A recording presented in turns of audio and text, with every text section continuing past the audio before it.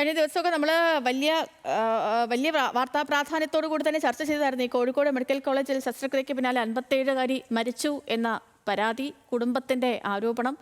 ഇപ്പോൾ ഈ പരാതിയിൽ അന്വേഷിക്കാൻ 3-അംഗ സമിതിയെ ചുമതലപ്പെടുത്തിയിട്ടുണ്ട് മെഡിക്കൽ കോളേജ് പ്രിൻസിപ്പൽ.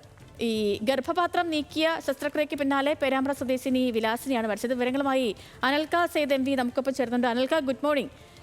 ഈ വിലാസിനിയെ ഗർഭപാത്രം ശസ്ത്രക്രിയയ്ക്ക് വേണ്ടി ആശുപത്രിയിൽ പ്രവേശിപ്പിക്കുന്നു.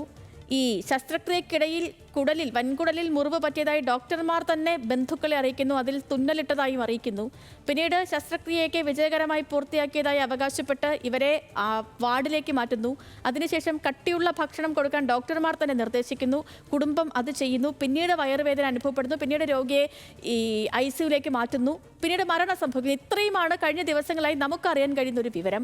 ഇപ്പോൾ ഈ വിഷയത്തിൽ മെഡിക്കൽ സംഘത്തെ രൂപീകരിച്ചിട്ടുണ്ട്. ഇവരുടെ പരിഗണനയിൽ വരുന്ന വിഷയം എന്താണ്? കുടുംബം ഇപ്പോഴും ആരോപിക്കുന്നത് അവിടെ വലിയ ഒരു ചികിത്സാ പിഴവ് നടന്നിട്ടുണ്ട്. പല കാര്യങ്ങളും തങ്ങളിൽ നിന്ന് ബോധപൂർവം മറച്ചു വെക്കാനുള്ള ശ്രമം നടത്തിയിട്ടുണ്ട്. ഈ വിഷയത്തിൽ ഇപ്പോഴും ബന്ധുക്കൾ ഉറച്ചു നിൽക്കുകയാണോ? എന്താണ് ഇപ്പോൾ ഈ സംഭവവുമായി ബന്ധപ്പെട്ടുള്ള ആരോഗ്യ വകുപ്പിന്റെ ഇടപെടൽ, സമിതിയുടെ പരിഗണനയിലുള്ള പ്രധാനപ്പെട്ട വിഷയങ്ങൾ എന്തൊക്കെയാണ് അനൽക? Good morning Sethulakshmi. അതായത് കോഴിക്കോട് മെഡിക്കൽ കോളേജിൽ കഴിഞ്ഞ ദിവസമാണ് ഒരു ചികിത്സാ പിഴവിനെ തുടർന്ന് കോഴിക്കോട് പേരാമ്പ്ര സ്വദേശി വിലാസിനി മരിക്കുന്നത്.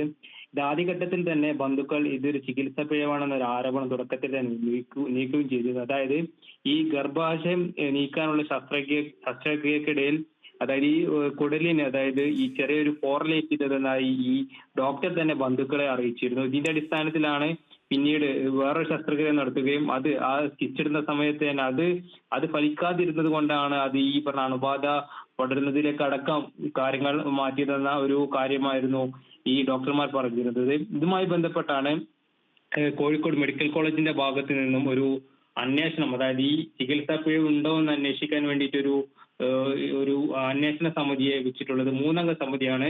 സംഭവത്തിൽ ഈ സർജറി അതോടൊപ്പം തന്നെ ഗൈനക് പീഡിയാട്രിക് വിഭാഗം മേധാവിമാരടങ്ങുന്ന 3-അംഗ സമിതിയാണ് അന്വേഷണം നിയോഗിച്ചത്.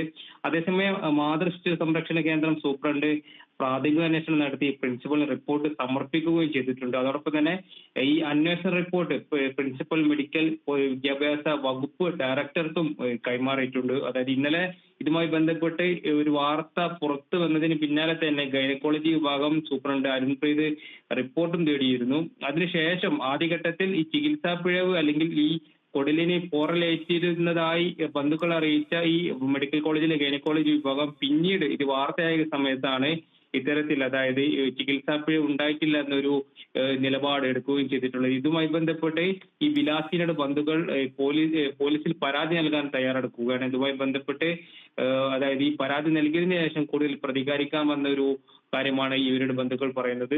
ശരി ശരി ശരി അനൽക.